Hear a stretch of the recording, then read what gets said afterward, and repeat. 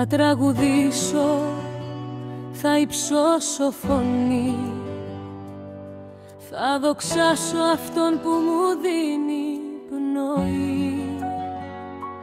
Σε κάθε βήμα, στο φως και στη σκιά, με πίστη ακλόνητη, με φλόγα στην καρδιά. Είναι ο παλμός της ζωής, η δύναμη αληθινή, ο παρηγορητής,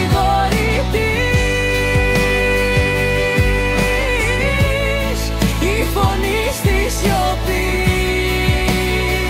Σε αυτόν προσβλέπω, σε αυτόν προσεύχομαι, ο Κύριος μου ο λυτρωτής, αυτόν λατρεύω.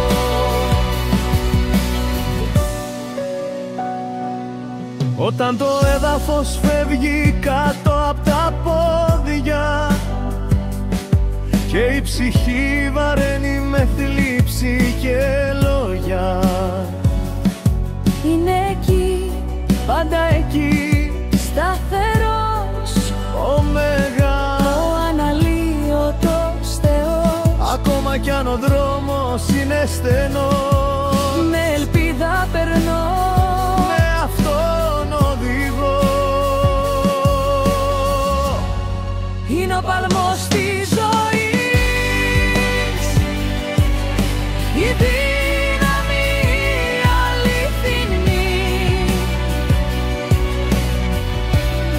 ο παρηγορητής,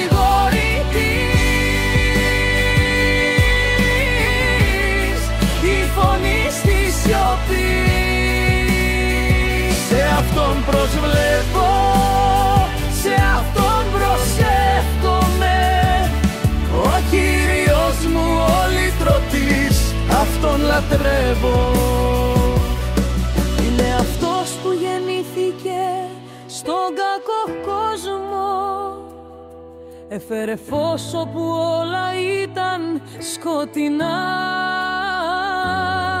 Είναι η αγάπη που γεμίζει το κενό, η αλήθεια που με